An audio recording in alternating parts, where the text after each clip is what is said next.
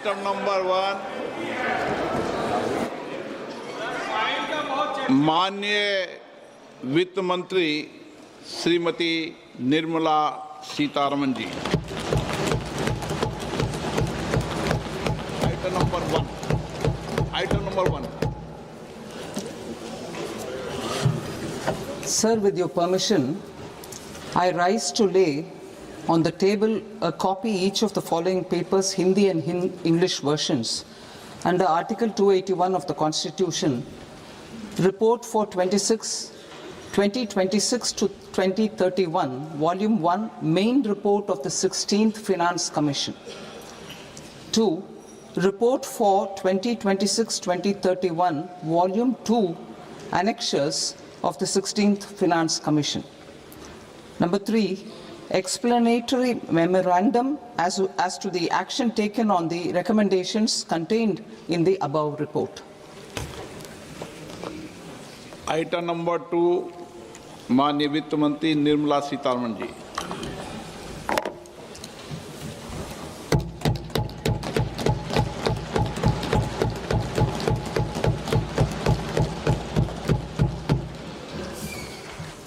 Honorable Speaker, sir, on the sacred occasion of Magh Purnima and the birth anniversary of Guru Ravidas, I present the budget for the year 2026-2027. Since we assumed office 12 years ago, India's economic trajectory has been marked by stability, fiscal discipline, sustained growth, and moderate inflation.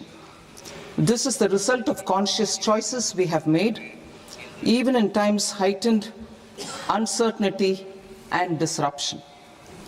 Our government, led by Honorable Prime Minister Modi, has decisively and consistently chosen action over ambivalence, reform over rhetoric, and people over populism. We have pursued far-reaching structural reforms, fiscal prudence and monetary stability, whilst maintaining a strong thrust on public investment. Keeping Atmanirbharta as a lodestar, we have built domestic manufacturing capacity, energy security, and reduced critical import dependencies. Simultaneously, we have ensured that citizens benefit from every action of the government, undertaking reforms to support employment generation, agricultural productivity, household purchasing power, and universal services to people. These measures have delivered a high growth rate of around 7% and helped us make substantial strides in poverty reduction and improvement in the lives of our people. Today, we face an external environment in which trade and multilateralism are imperiled and access to resources and supply chains are disrupted. New technologies are transforming production systems while sharply increasing demands on water, energy, and critical minerals. India will continue to take confident steps towards Vikasit Bharat, balancing ambition with inclusion. As a growing economy with expanding trade and capital needs, India must also remain deeply integrated with global markets, exporting more and attracting stable long-term investment. As I begin Part A, I want to express my gratitude to the people for standing firmly with us as we forge our way together towards becoming one of the largest economies of the world.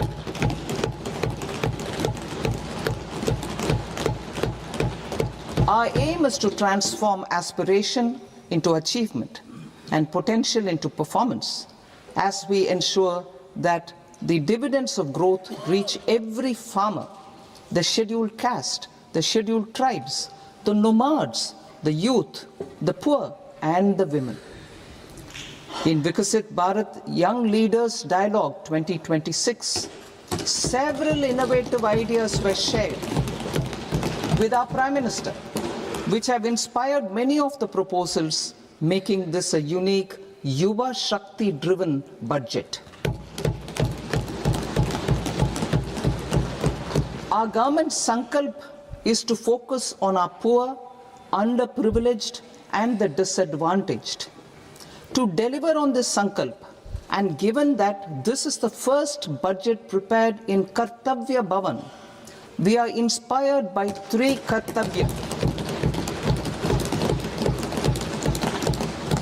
Our first Kartavya is to accelerate and sustain economic growth by enhancing productivity and competitiveness and building resilience to volatile global dynamics. Our second Kartavya is to fulfill aspirations of our people and build their capacity, making them strong partners in India's path to prosperity. Our third Kartavya, aligned with our vision of Sabka Saath, Sabka Vikas, is to ensure that every family, community, region, and sector has access to resources, amenities, and opportunities for meaningful participation. This threefold approach requires a supportive ecosystem.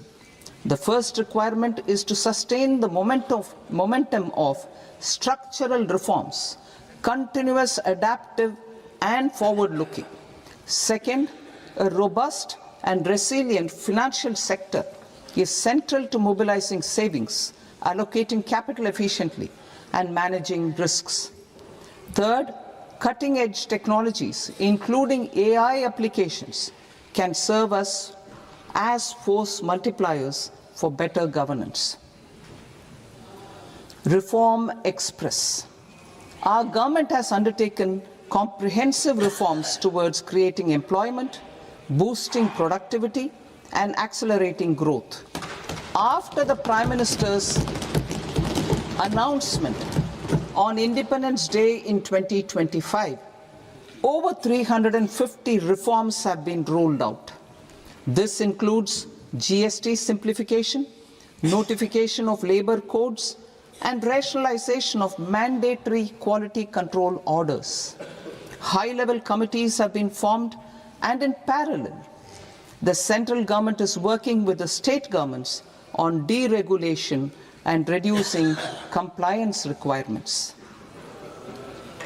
The Reform Express is well on its way and will maintain its momentum to help us fulfill our Kartavya. I now move to specific proposals. Under our first Kartavya, to accelerate and sustain economic growth, I propose interventions in 6 areas. 1. Scaling up manufacturing in 7 strategic and frontier sectors. 2. Rejuvenating legacy industrial sectors. 3. Creating champion MSMEs. 4. Delivering a powerful push for infrastructure. 5. Ensuring long-term security and stability. And 6. Developing city economic regions. Scaling up of manufacturing in 7 strategic and frontier sectors. Biopharma Shakti, meaning biopharma strategy for health advancement through knowledge, technology, and innovation. India's disease burden is observed to be shifting towards non-communicable diseases like diabetes, cancer, and autoimmune disorders. Biologic medicines are key to longevity and quality of life at affordable costs. To develop India as a global biopharma manufacturing hub,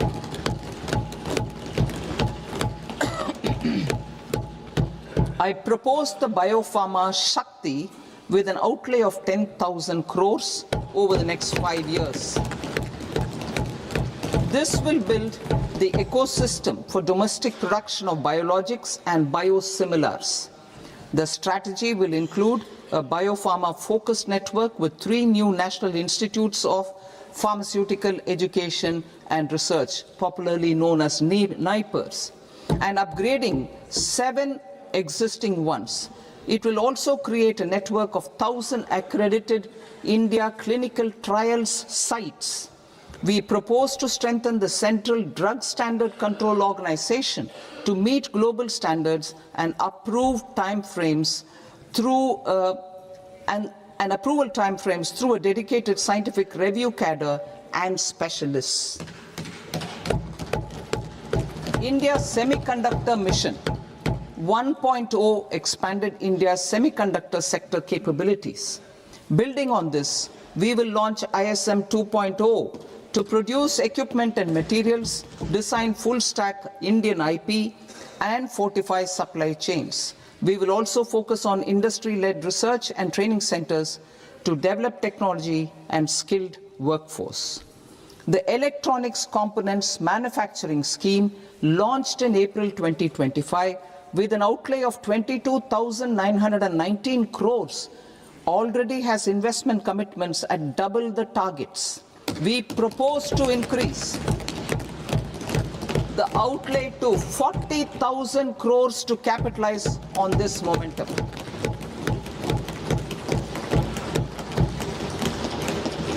A scheme for rare earth permanent magnets was launched in 2025 November.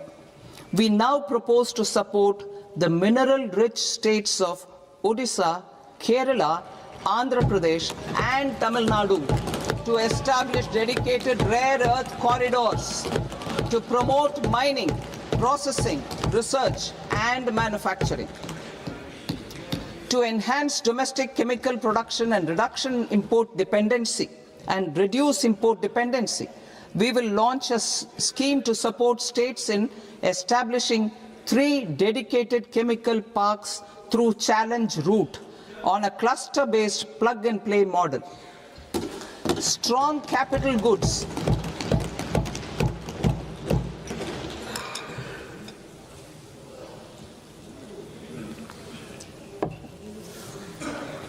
Strong capital goods capability is a determinant of productivity and quality across different sectors.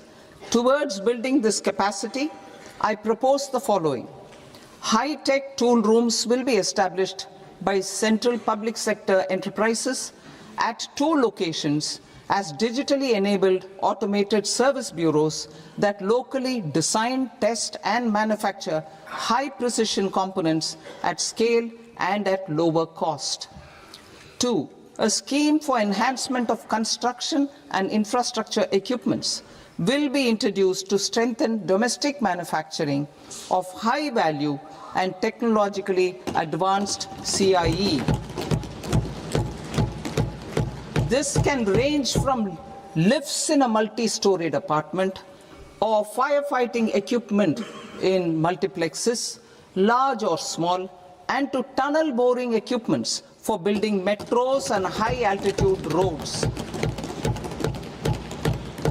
I also propose a scheme for container manufacturing to create a globally competitive container manufacturing ecosystem with a budgetary allocation of 10,000 crores over a 5-year period.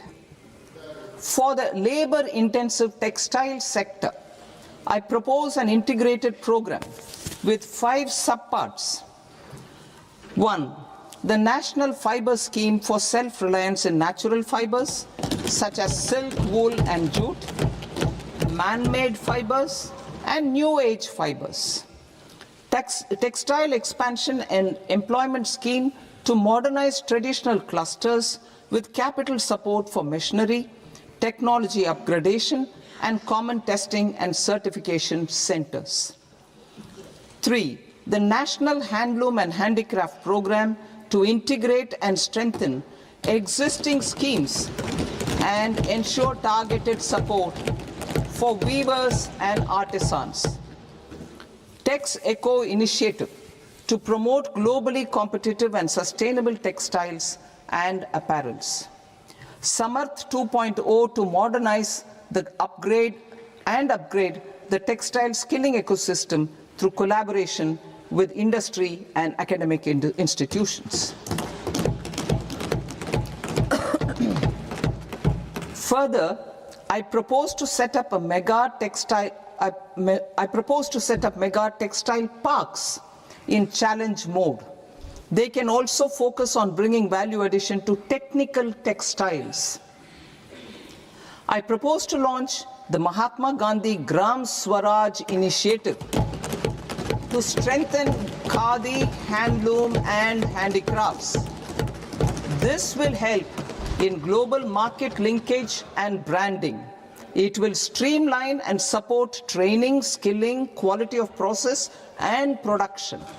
This will benefit our weavers, village industries, one district, one product ODOP initiative, and also our rural youth. India has the potential to emerge as a global hub for high quality, affordable sports goods. I propose a dedicated initiative for sports goods that will promote manufacturing, research, and innovation in equipment design as well as material sciences. Rejuvenation of legacy industrial clusters. I propose to introduce a scheme to revive 200 legacy industrial clusters to improve their cost competitiveness and efficiency through infrastructure and technology upgradation. Creating champion SMEs and supporting micro enterprises. Recognizing MSMEs as a vital engine of growth, I propose a three-pronged approach to help them grow as champions. Equity support. I propose to introduce a dedicated 10,000 crores SME growth fund to create future champions, incentivizing enterprises based on select criteria. I also propose to top up the Self-Reliant India Fund set up in 2021 with 2,000 crores to continue support to micro enterprises and maintain their access to risk capital. Liquidity support. With TREDS, more than 7 lakh crore has been made available to MSMEs. To leverage its full potential, I propose 4 measures. 1. Mandate TREDS as the transaction settlement platform for all purchases from MSMEs by CPSEs, serving as a benchmark for other corporates. 2. Introduce a credit guarantee support mechanism through CGT-MSE for invoice discounting on TREDS platform. 3. Link GEM with TREDS for sharing information with financiers about government purchases from MSMEs, encouraging cheaper and quicker financing. 4. Introduce TREDS receivables as asset-backed securities, helping develop a secondary market, enhancing liquidity and settlement of transactions. Professional support.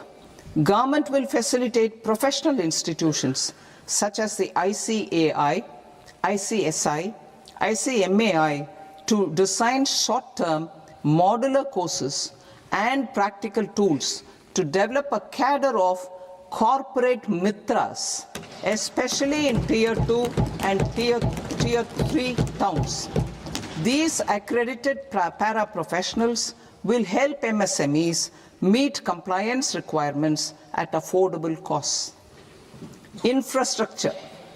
During this past decade, our government has undertaken several initiatives for large-scale enhancement of public infrastructure, including through new financing instruments such as Infrastructure Investment Trust (InvITs) and Real Estate Investment Trust (REITs), and institutions like NIIF and NABFID.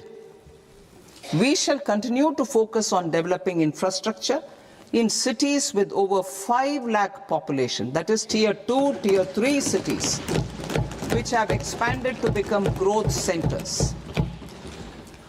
Public capital expenditure has increased manifold from 2 lakh crore in 2014-15 to an allocation of 11.2 lakh crore in BE 25-26. In this coming year, that is financial year 2026-27, I propose to increase it to 12.2 lakh crores to continue the momentum. To strengthen the confidence of private developers regarding risks during infrastructure development and construction phase, I propose to set up an infrastructure risk guarantee fund to provide prudentially calibrated partial credit guarantee to lenders. Over the years, RITES have emerged as a successful instrument for asset monetization. I propose to accelerate recycling of significant real estate assets of the CPSEs through the setting up of dedicated RITES. To promote environmentally sustainable movement of cargo, I propose to 1. Establish new dedicated freight corridors connecting Dankuni in the east to Surat in the west. Operationalize 20 new national waterways over the next 5 years. Starting with National Waterways 5 in Orissa to connect mineral-rich areas of Talcher and Angul and industrial centers like Kalinga Nagar to the ports of Paradeep and Dhamra. Training institutes will be set up as regional centers of excellence for development of required manpower for these waterways. This will benefit youth in the entire stretch of the waterways to train and acquire skills. Further, a ship repair ecosystem catering to inland waterways will also be set up at Varanasi and Patna. And C, launch a coastal cargo promotion scheme for incentivizing a modal shift from rail to road to increase the share of inland waterways and coastal shipping from 6% to 12% by 2047. To enhance last mile and remote connectivity and promote tourism, I propose to give incentives to indigenize manufacturing of seaplanes. A seaplane VGF scheme will be also introduced to provide support for operations. Carbon capture, utilization and storage. Aligning with the roadmap launched in December 2025, the carbon capture, utilization and storage technologies at scale will achieve higher readiness and in end-use application across 5 industrial sectors, including power, steel, cement, refineries, and chemicals. An outlay of 20,000 crore is proposed over the next 5 years for this purpose. City economic regions. Cities are India's engines of growth, innovation, and opportunities. We shall now focus on Tier 2, Tier 3 cities, and even temple towns, which need modern infrastructure and basic amenities. This budget aims to further amplify the potential of cities to deliver the economic power of agglomerations by mapping city economic regions based on their specific growth drivers. An allocation of 5,000 crore per CER over 5 years is proposed for implementing their plans through a challenge mode with a reform-cum-result-based financing mechanism. In order to promote environmentally sustainable passenger systems, we will develop 7 high-speed rail corridors between cities as growth connectors, namely Mumbai to Pune, Pune to Hyderabad, Hyderabad to Bengaluru, Hyderabad to Chennai, Chennai to Bengaluru, Delhi to Varanasi, Varanasi to Siliguri.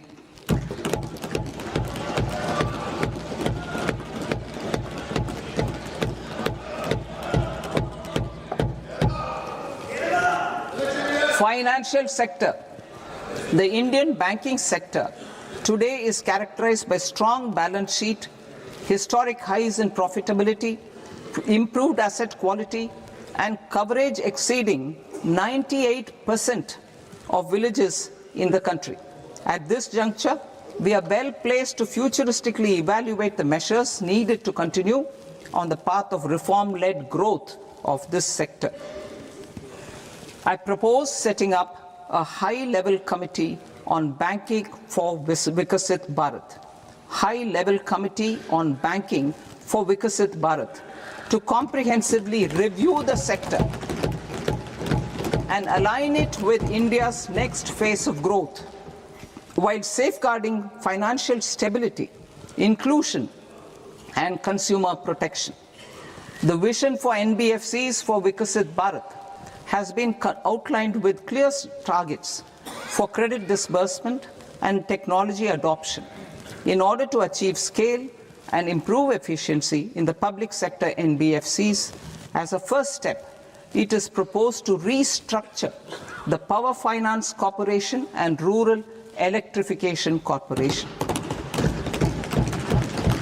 I propose a comprehensive review of the foreign exchange management non-debt instruments rules to create a more contemporary, user-friendly framework for foreign investments consistent with India's evolving economic priorities. Corporate bond market. I propose to introduce a market-making framework with suitable access to funds and derivatives on corporate bond indices. I also propose to introduce total return swaps on corporate bonds. Municipal bonds. To encourage the issuance of municipal bonds of higher value by larger cities, I propose an incentive of 100 crore rupees for a single bond issuance. 100 crore rupees for a single bond issuance of more than 1,000 crore. The current scheme under Amrit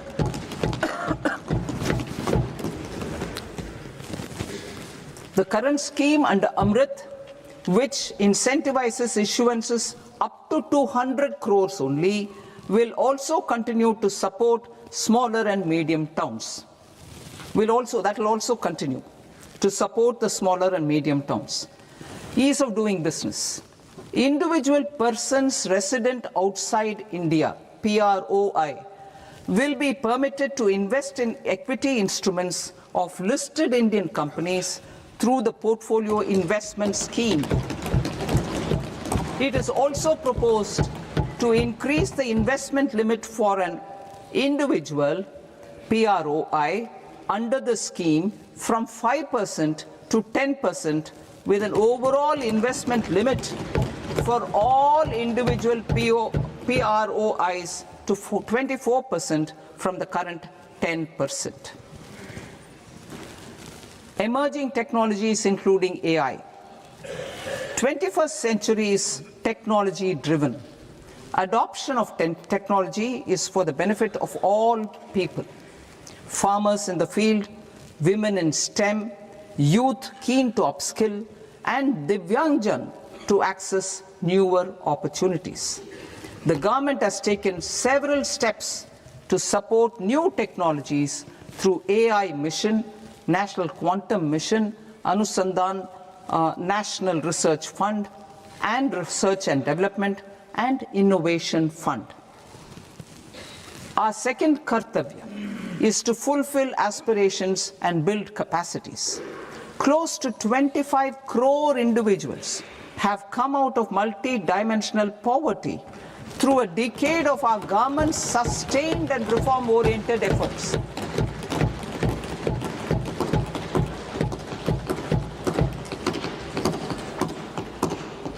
Our government has therefore decided to place a renewed emphasis on the service sector to provide a pathway to fulfilling aspirations of a youthful India with the following measures. I propose to set up a high-powered Education to Employment and Enterprises Standing Committee to recommend measures that focus on services sector as a core driver of Vikasit Bharat. This will make us a global leader in services with a 10% global share by 2047. The committee will prioritize areas to optimize the potential for growth, employment, and exports. They will also assess the impact of emerging technologies, including AI, on jobs and skill requirements and propose measures thereof. To create a range of skilled career pathways, a new range of skilled career pathways for our youth, I propose interventions in the following sectors. Health. Existing institutions for allied health professionals will be upgraded and new AHP institutions established in private and government sectors. This will cover 10 selected disciplines, including optometry, radiology, anesthesia, OT technology, applied psychology and behavioral health, and add 1 lakh AHPs over the next 5 years. A strong care system covering geriatric and allied care services will be built.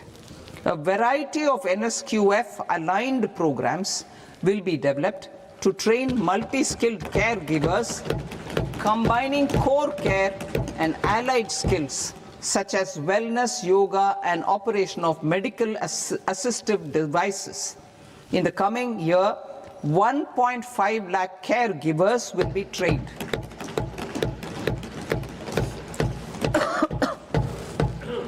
Hubs for medical value tourism. To promote India as a hub for medical tourism services, I propose to launch a scheme to support states in establishing 5 regional medical hubs in partnership with the private sector. These hubs will serve as integrated healthcare complexes that combine medical, educational, and research facilities. They will have Ayush centers, medical value tourism facilitation centers, and infrastructure for diagnostics, post-care, and rehabilitation. These hubs will provide diverse opportunities, job opportunities for health professionals, including doctors and AHPs. Ancient Indian yoga, already respected in several parts of the world, was given a mass global recognition when Honorable Prime Minister took it to the UN. Post-COVID, Ayurveda gained a similar global acceptance and recognition. Exporting quality Ayurveda products helps farmers who grow the herbs and youth who process the products. To meet growing global demand, a few more steps are being taken. I propose to 1. Set up 3 new All India Institutes of Ayurveda. 2. Upgrade Ayush pharmacies and drug testing labs for higher standards of certification ecosystem and make available more skilled personnel. 3. Upgrade the WHO Global Traditional Medicine Center in Jamnagar to bolster evidence-based research, training, and awareness for traditional medicine. Animal husbandry. Livestock contributes to close to 16% of farm income, including of poor and marginal households. To scale up availability of veterinary professionals by more than 20,000, I propose to roll out a loan-linked capital subsidy support scheme for establishment of veterinary and para-veterinary colleges, veterinary hospitals, diagnostic laboratories, and breeding facilities in private sector. Collaboration between Indian and foreign institutions will also be facilitated. Orange economy. India's animation, visual effects, gaming and comics sector, AVGC sector, is a growing industry projected to require 2 million professionals by 2030. I propose to support the Indian Institute of Creative Technologies, Mumbai, in setting up AVGC content creator labs in 15,000 secondary schools all over the country and 500 colleges. The Indian design industry is expanding rapidly, and yet there is a shortage of Indian designers. I propose to establish, through Challenge Route, a new National Institute of Design to boost design education and development in the eastern region of India. Education. Our government will support states through Challenge Route in creating 5 university townships in the vicinity of major industrial and logistics corridors. These planned academic zones will host multiple universities, colleges, and research institutions, skill centers, and residential complexes. In higher education, STEM institutions, prolonged hours of study and laboratory work pose some challenges for girl students. Through VGF, Viability Gap Funding and capital support, one girls' hostel will be established in every district.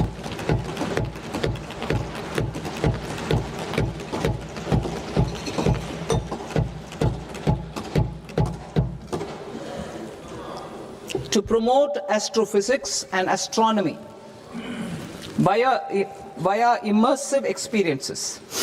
4 telescope infrastructure facilities will be set up or upgraded. The National Large Solar Telescope, the National Large Optical Infrared Telescope, the Himalayan Chandra Telescope, and the Cosmos 2 Planetarium. Tourism. The tourism sector has the potential to play a large role in the employment generation, forex earnings, and expanding the local economy. I propose to set up a National Institute of Hospitality by upgrading the existing National Council for Hotel Management and Catering Technology.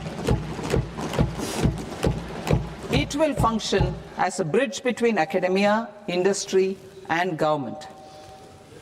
I also propose a pilot scheme for upskilling 10,000 guides in 20 iconic tourist sites through a standardized, high-quality, 12-week training course in hybrid mode in collaboration with the Indian Institute of Management. A national destination digital knowledge grid will be established to digitally document all places of significance, cultural, spiritual, and heritage.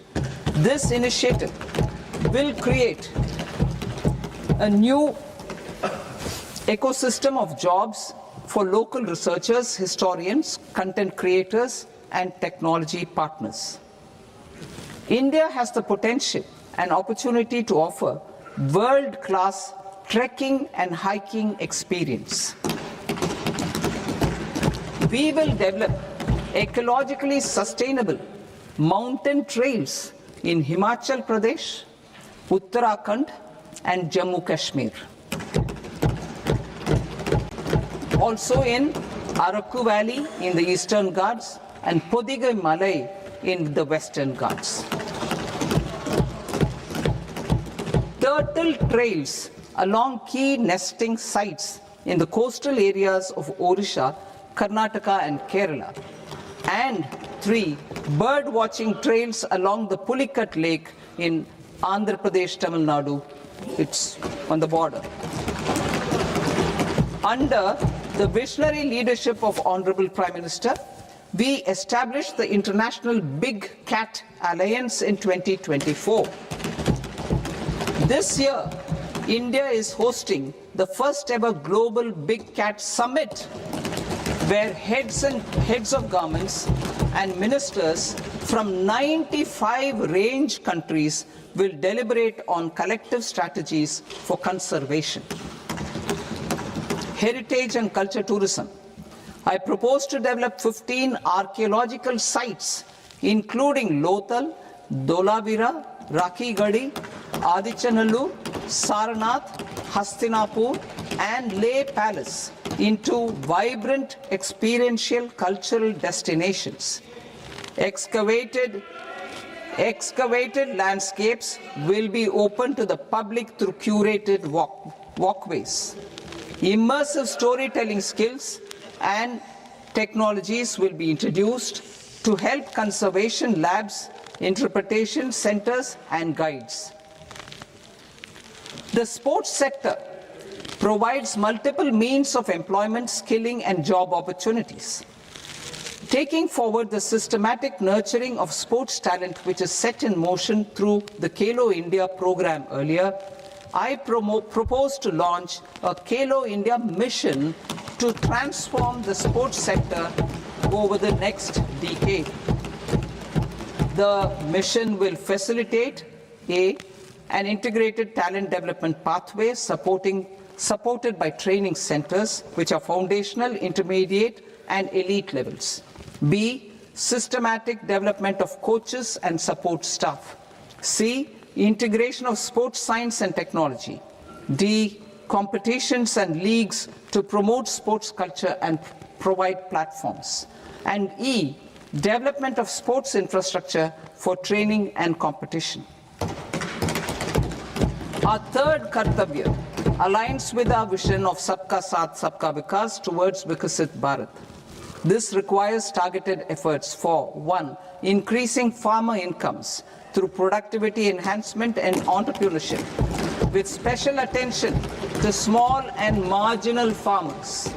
B, empowering Divyangjan through access to livelihood opportunities, training, and high-quality assistive devices. C, empowering the vulnerable to access mental health and trauma care. D, focus on the Purvodaya states and the Northeast region to accelerate development and employment opportunities. Fisheries. We will undertake initiatives for integrated development of 500 reservoirs and Amrit Sarovars. 2, strengthen the fisheries value chain in coastal areas and enable market linkages involving startups and women-led groups together with fish farmer producer organizations. Animal husbandry. To provide quality employment opportunities in rural and peri-urban areas, we will support the animal husbandry sector in entrepreneurship development through A, credit-linked subsidy program, B, scaling up and modernization of livestock enterprises, C, enhanced creation of livestock, dairy, and poultry, enhanced creation of livestock, dairy, and poultry-focused integrated value chains, and D, encourage creation of livestock farmer-producer organizations. High-value agriculture. To diversify farm outputs, increase productivity, enhance farmers' incomes, and create new employment opportunities, we will support high-value crops such as coconut, sandalwood, cocoa, cashew in the coastal areas, agar trees in northeast, and nuts such as almonds, walnuts, and pine nuts in our hilly regions. These, all of them, will be supported. India is the world's largest producer of coconuts. About 30 million people including nearly 10 million farmers, depend on coconuts for their livelihood. To further enhance competitiveness in coconut production, I propose a coconut promotion scheme to increase production and enhance productivity through various interventions, including replacing and non-productive trees with new saplings or plants or varieties in major coconut growing states. A dedicated program is proposed for Indian cashew and cocoa to make India self-reliant in raw cashew and coconut production and processing, enhance export competitiveness, and transform Indian cashew and Indian cocoa into premium global brands by 2030. Sandalwood. Sandalwood is closely linked to India's social and cultural heritage. Our government will partner with state governments to promote focused cultivation and post-harvest processing to restore the glory of the Indian sandalwood ecosystem, to rejuvenate old, low-yielding orchards, and expand high-density cultivation of walnuts, almonds, and pine nuts. We will support a dedicated program to enhance farmer incomes and in bringing value addition by engaging youth. Bharat Vistar, that is virtually integrated system to access agricultural resources. I propose to launch Bharat Vistar, a multilingual AI tool that shall integrate the AgriStack portals and the ICAR package on agricultural practices with AI systems. This will enhance farm productivity, enable better decisions for farmers, and reduce risk by providing customized advisory support. She Marts for rural women-led enterprises. Building on the success of Lakpati Didi program, I propose to help women take the next step from credit-linked livelihoods to being owners of enterprises. Self-help entrepreneur, She Marts will be set up as community-owned retail outlets within the cluster-level federations through enhanced and innovative financing instruments. Empowering Divyangjan. Divyangjan Kaushal Yojana. Information technology, AVGC sectors, hospitality and food and beverages sectors often offer task-oriented and process-driven roles which are suitable for Divyangjan.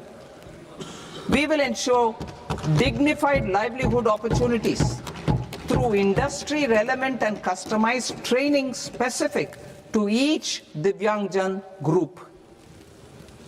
Divyang Sahara Yojana.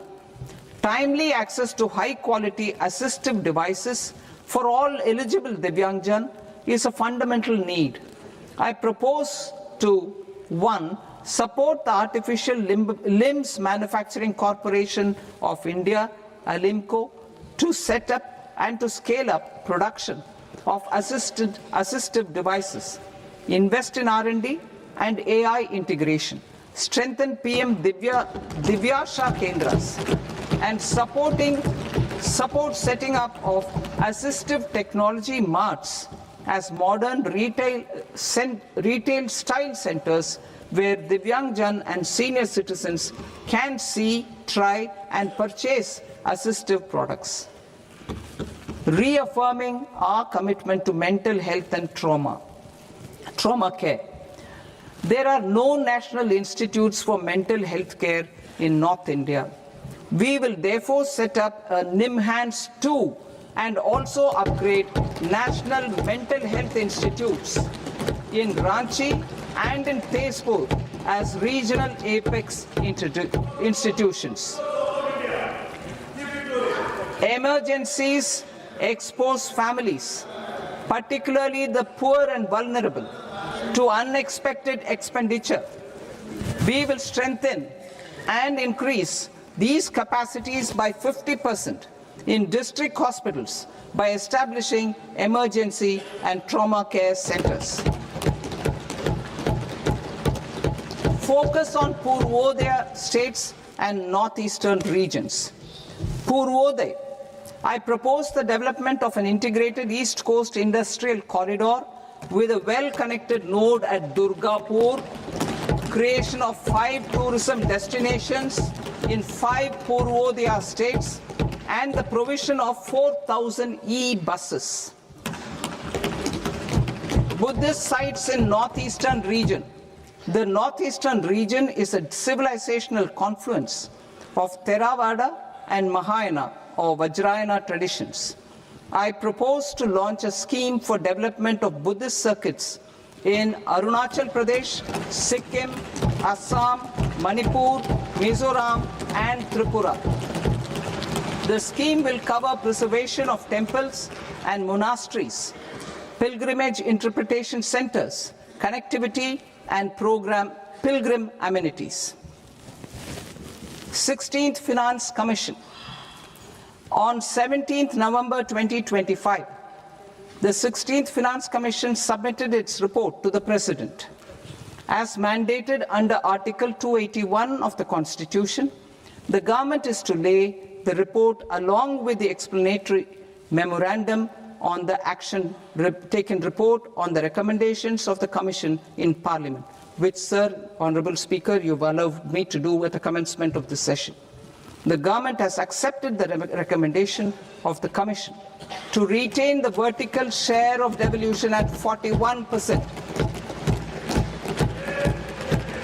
As recommended by the Commission, I have provided 1.4 lakh crores of rupees to the states for the year 2026-2027 as Finance Commission grants. These include rural and urban local body and disaster management grants. Fiscal consolidation. Government has been delivering on our fiscal commitments consistently without compromising on social needs.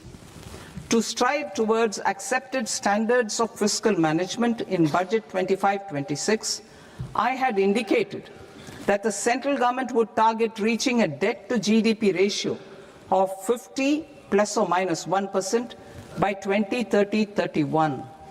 In line with this, the debt to GDP ratio is estimated to be 55.6% of GDP in BE 26-27, compared to 56.1% of GDP in RE 25-26. A declining debt to GDP ratio will gradually free up resources for priority sector lending and expenditure by reducing the outgo on interest payments. One of the main operational instruments for debt targeting is the fiscal deficit. I am happy to inform this august House that I fulfilled my commitment made in 2021-2022 to reduce fiscal deficit below 4.5% of GDP by 25-26. In RE 25-26, the fiscal deficit has been estimated at par with BE of 2025-26 at 4.4% of GDP. In line with the new fiscal prudence path of debt consolidation, the fiscal deficit in BE 26-27 is estimated to be 4.3% of the GDP.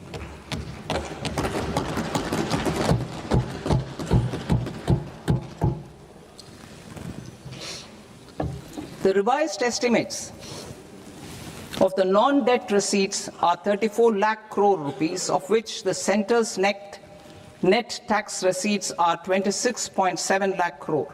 The revised estimate of the total expenditure is 49.6 lakh crore rupees, of which the capital expenditure is about 11 lakh crores.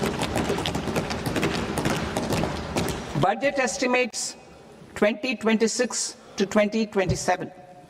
Coming to 26-27, the non-debt receipts and the total expenditure are estimated as 36.5 lakh crore and 53.5 lakh crore respectively. The centre's net tax receipts are estimated at 28.7 lakh crore rupees. To finance the fiscal deficit, the net market borrowings from dated securities are estimated at 11.7 lakh crore rupees. The balance financing is expected to come from small savings and other sources.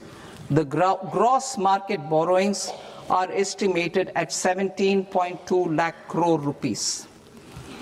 I'll now move to Part B.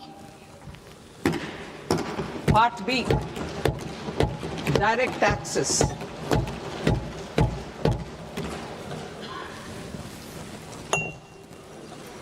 Honorable Speaker, sir, I now present my proposals on direct taxes. New Income Tax Act. In July 2024, I announced a comprehensive review of the Income Tax Act 1961. This was completed in a record time, and the Income Tax Act 2025 will come into effect from 1st April 2026. The simplified income tax rules and forms will be notified shortly, giving adequate time to taxpayers to acquaint themselves with its requirements. The forms have been redesigned such that ordinary citizens can comply without difficulty. Ease of living. I propose that any interest awarded by the Motor Accident Claims Tribunal to a natural person will be exempt from income tax, and any TDS on this account will be done away with. I propose to reduce TCS rate on the sale of overseas tour program package from the current 5% and 20% to 2% without any stipulation of amount. I propose to reduce TCS rate for pursuing education and for medical purposes under the Liberalized Remittance Scheme, popularly known as LRS, from 5% to 2%. Supply of manpower services is proposed to be specifically brought within the ambit of payment to contractors for the purpose of TDS to avoid ambiguity. Thus, TDS on these services will be at the rate of either 1% or 2% only. I propose a scheme for small taxpayers, wherein a rule-based automated process will enable obtaining a lower or nil deduction certificate instead of filing an application with the assessing officer.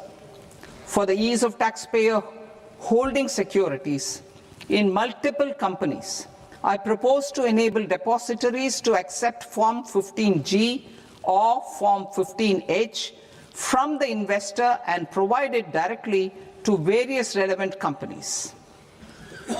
I propose to extend time available for revising returns from 31st December to up to 31st March with the payment of a nominal fee. I also propose to stagger the timeline for filing of tax returns. Individuals with ITR 1 and ITR 2 returns will continue to file till 31st July, and non-audit business cases or trusts are proposed to be allowed time till 31st August. TDS on sale of immovable property by a non-resident is proposed to be deducted and deposited through resident buyers and his or her PAN-based challan instead of requiring a TAN, which is a temporary accounting number. To address practical issues of small taxpayers like students, young professionals, tech employees, relocated NRIs, and such others, I propose to introduce a one-time 6-month foreign asset disclosure scheme for these taxpayers to disclose income or assets below a certain size. This scheme would be applicable for two categories of taxpayers, namely, A, who did not disclose their overseas income or assets, and B, who disclose their overseas income and or paid due tax but could not declare the asset acquired.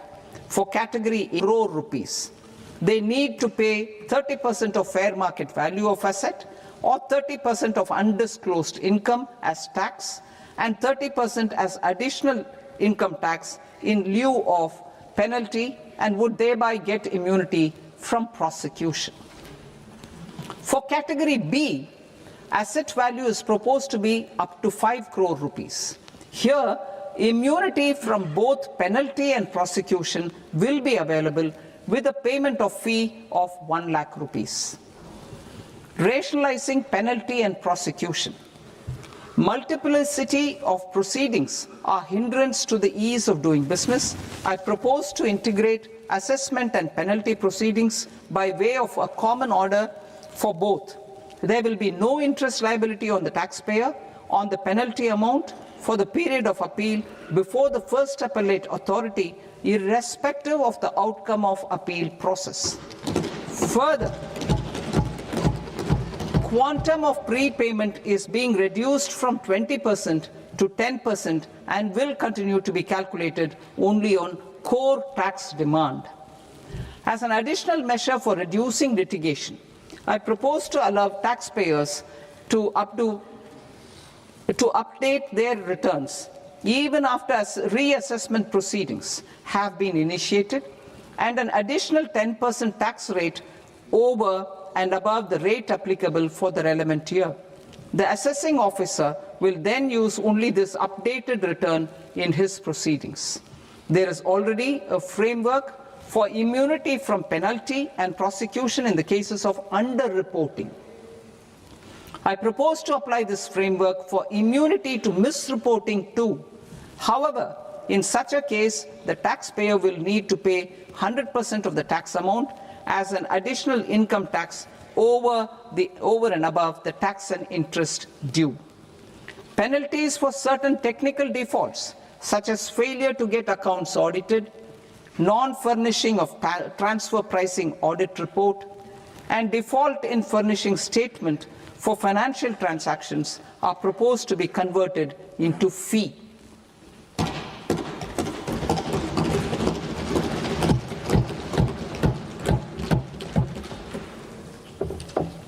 I propose to rationalize prosecution framework under Income Tax Act while maintaining a careful balance for deterrence in some serious offence. Of books of account and documents and requirement of TDS payment where payment is made in kind are being decriminalized.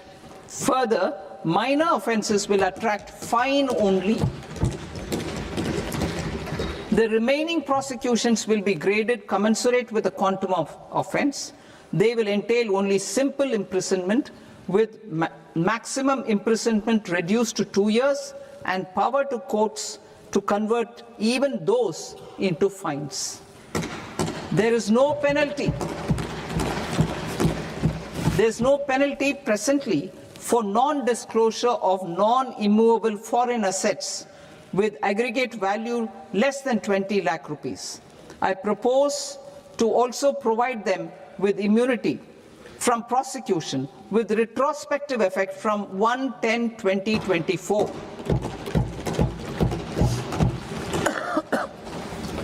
Cooperatives. Deduction is already allowed to a primary cooperative society engaged in supplying milk, oilseeds, fruits or vegetables raised or grown by its members. I propose to extend this deduction to also include supply of cattle feed and cotton seed produced by its members. I propose to allow inter-cooperative society dividend income as deduction under the new tax regime to the extent it is further distributed to its members.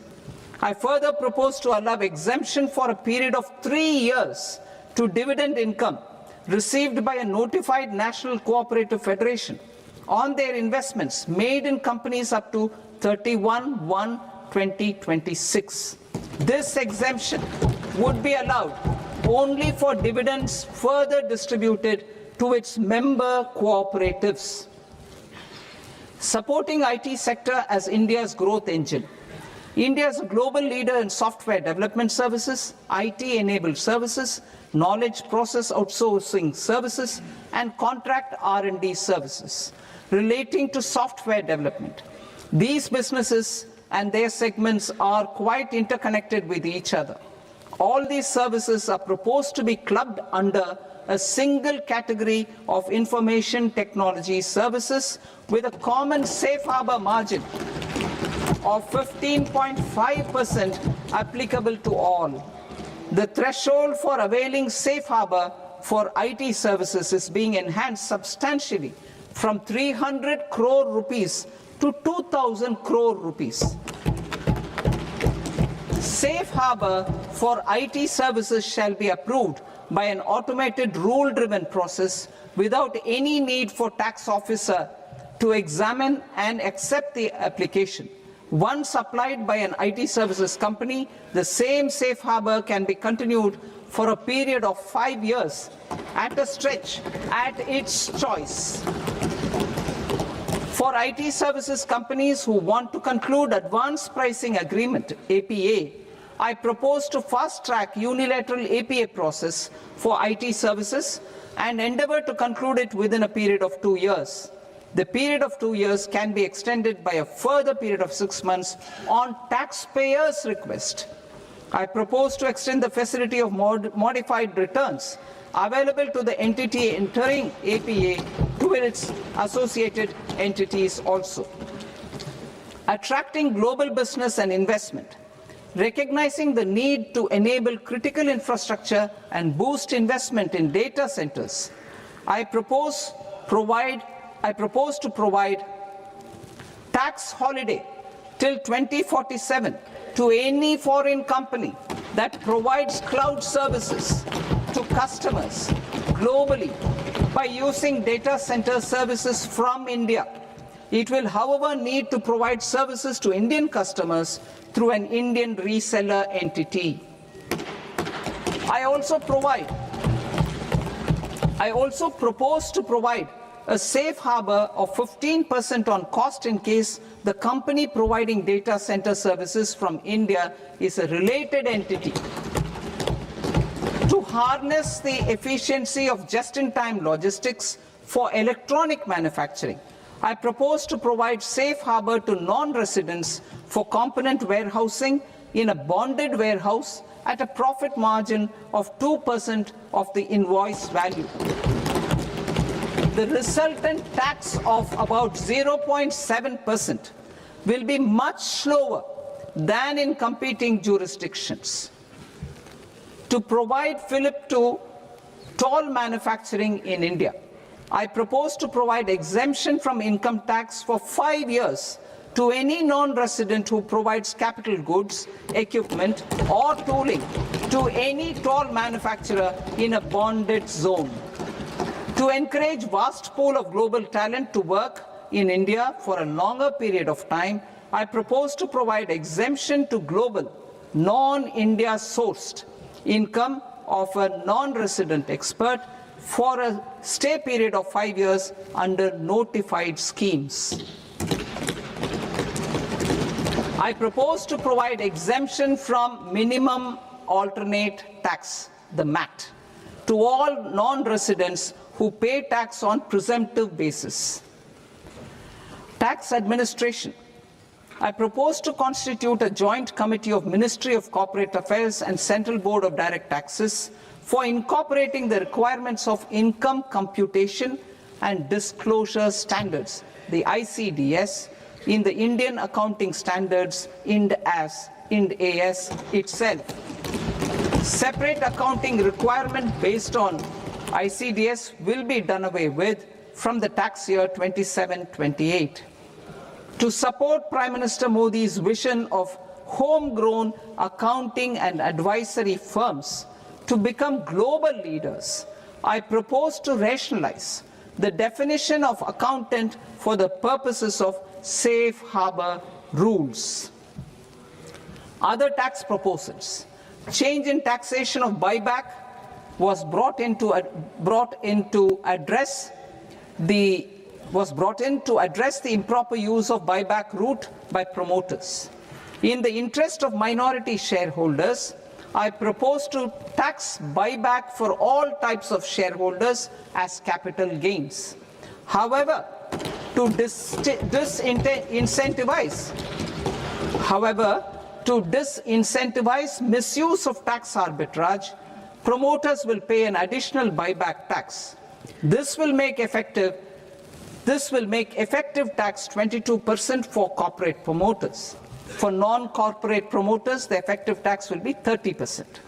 TCS rate for sellers of specific goods, namely alcoholic liquor, scrap, and minerals, will be rationalized to 2%, and that on tender leaves will be reduced from 5% to 2%.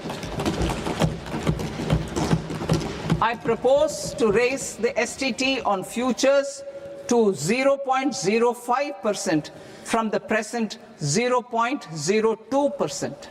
STT on options premium and exercise of options are both proposed to be raised to 0.15% from the present rate of 0.1% and 0.125% respectively. We reformed the taxation landscape for corporates in 2019 by providing them a simplified regime with lower tax rate so that they could productively focus on business rather than on claim of deductions and exemptions. To encourage companies to shift to the new regime, set-off of brought forward MAT credit, minimum alternate tax credit, is proposed to be allowed to companies only in the new regime. Set-off of taxpayers accumulated till 30th March 2026 will continue to be available to them for set-off as above. Indirect taxes. I shall now take up proposals related to indirect taxes. My proposals for customs and central excise aim to further simplify the tariff structure, support domestic manufacturing, promote export competitiveness, and correct inversion in duty. To continue weeding out long continuing customs duty exemptions, I propose to remove certain exemptions on items which are being manufactured in India or where the imports are negligible. Similarly, to further simplify the process of ascertaining the rate of duty applicable on a particular item, I propose to incorporate certain effective rates in various customs notifications to the tariff schedule itself. I shall now take up sector-specific proposals. Promotion of exports of marine, leather, and textile products. I propose to increase the limit for duty-free imports of specified inputs used for processing seafoods for export from the current 1% to 3% of FOB value of the previous year's export turnover. I also propose to allow duty-free imports of specified inputs, which is currently available for exports of leather or synthetic footwear, to exports of shoe uppers as well. I propose to extend the time period for export of final product from the existing 6 months to 1 year for exporters of leather or textile garments, leather or synthetic footwear, and other leather products. Energy transition and security. I propose to extend the basic customs duty exemption given to capital goods used for manufacturing lithium-ion cells for batteries to those used for manufacturing lithium-ion cells for battery energy storage systems also. I propose to exempt basic customs duty on import of sodium antimonate for use in manufacture of solar glass. Nuclear power. I propose to extend the existing basic customs duty exemption on imports of goods required for nuclear power projects till the year 2035 and expand it for all nuclear plants, irrespective of their capacity. Critical minerals. It is proposed to provide basic customs duty exemption to the import of capital goods required for the processing of critical minerals in India. Biogas blended CNG. I propose to exclude the entire value of biogas while calculating the central excise duty payable on biogas blended CNG. Civil and defense aviation. I propose to exempt basic customs duty on components and parts required for the manufacture of civilian training and other aircrafts. It is proposed to exempt basic customs duty on raw materials imported for the manufacture of parts of aircraft to be used in maintenance, repair, or overall requirements by units in the defense sector. Electronics. To deepen value addition in the consumer electronics sector, I propose to exempt basic customs duty on specified parts used in the manufacture of microwave ovens. Special economic zone. To address the concerns arising about utilization of capacity by manufacturing units in the special economic zones due to global trade disruptions, I propose as a special one-time measure to facilitate sales by eligible manufacturing units in SEZs to the domestic tariff area at concessional rates of duty. The quantity of such sales will be limited to a prescribed proportion of their exports. Necessary regulatory changes will be undertaken to operationalize the measures while ensuring level playing field for the units working in the DTA. Ease of living. To rationalize the customs duty structure for goods imported for personal use, I propose to reduce the tariff rate on all dutiable goods imported for personal use from 20% to 10%. To provide relief to patients, particularly those suffering from cancer, I propose to exempt basic customs duty on 17 drugs or medicines. I propose also to add 7 more rare diseases for the purposes of exempting import duties on personal imports of drugs, medicines, and food for special medical purposes used in their treatment. Customs process. India's role and share in the global trade is poised for a major leap in line with our ambition and journey towards Viksit Bharat. In this regard, I propose many measures for custom processes to have minimal intervention for smoother and faster movement of goods and greater certainty to the trade. Trust-based systems. I propose to enhance duty deferral period for Tier 2 and Tier 3 authorized economic operators, known as AEOs, from 15 days to 30 days. I propose to provide eligible manufacturer importers the same duty deferral facility. This should encourage them to get themselves accredited as a full-fledged Tier 3 AEO in due course. To provide greater certainty and for better business planning, I propose to extend validity period of advance ruling binding on customs from the present 3 years to 5 years. In the spirit of the whole of government approach,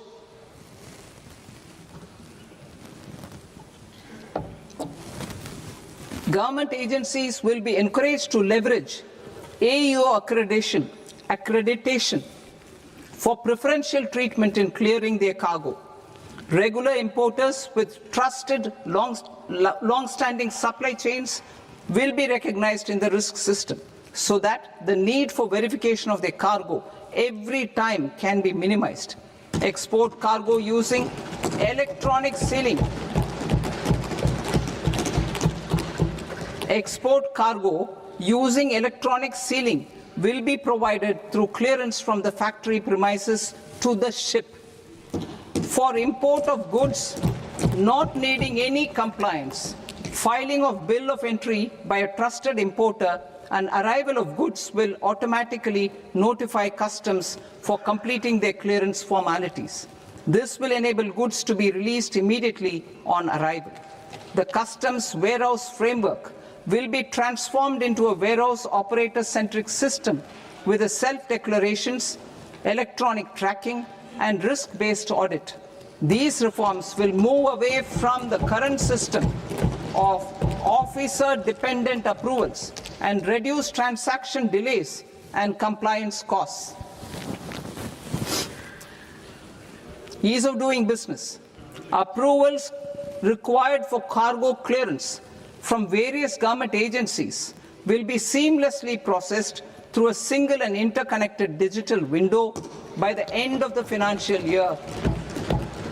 Processes involved in clearance of food, drugs, plant, and animal and wildlife products, accounting for about 70% of interdicted cargo, will be operationalized on this system by April 2026 itself. For goods not having any compliance requirement, clearance will be done by customs immediately after online registration is completed by the importer, subject to the payment of duty. Customs integrated system will be rolled out in 2 years as a single integrated and scalable platform for all customs processes. Utilization of non-intrusive scanning with advanced imaging and AI technology for risk assessment will be expanded in a phased manner with the objective to scan every container across all the major ports. New export opportunities to support Indian fishermen to fully harness the economic value of marine resources beyond our territorial waters. The following measures will be taken. A. Fish catch by an Indian fishing vessel in exclusive economic zone or on the high seas will be made free of duty. Landing of such fish on foreign port will be treated as export of goods. Safeguards will be put in place to prevent misuse during fish catch, transit, or transshipment. To support aspirations of India's small businesses, artisans, and startups to access global markets through e-commerce, I am pleased to announce complete removal of the current value cap of 10 lakh rupees per consignment on courier exports. In addition, handling of rejected and returned consignments will be improved with effective use of technology for identifying such consignments. I propose to revise provisions governing baggage clearance during international travel to address genuine concerns of passengers. The revised rules will enhance duty-free allowances in line with the present-day travel realities and provide clarity in temporary carriage of goods brought in or taken out. There are honest taxpayers who are willing to settle disputes by paying all their dues, but they get deterred due to negative connotation associated with penalty. They will now be able to close cases by paying an additional amount in lieu of penalty. Honorable Speaker, sir, with this, I commend the budget to this august House. Jai Hind.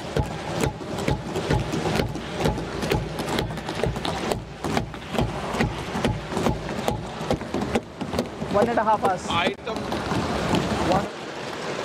Item number 3, माननीय वित्त मंत्री जी.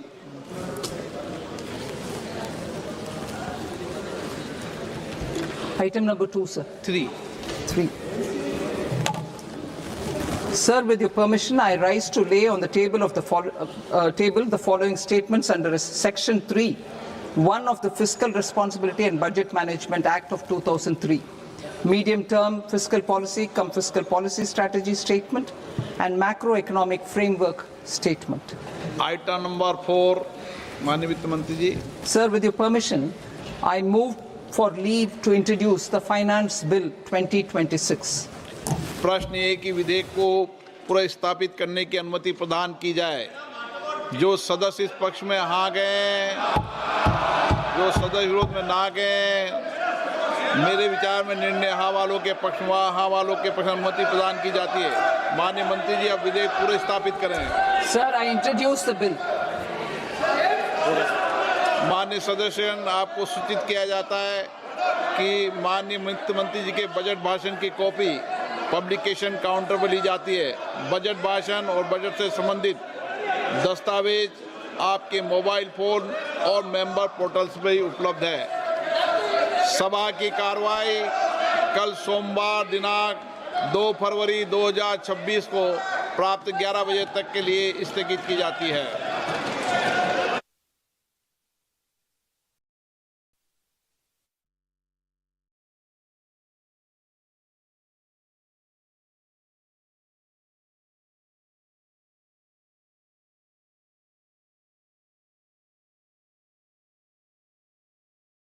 It seems that every day we're reminded that we live in an era of great power rivalry, that the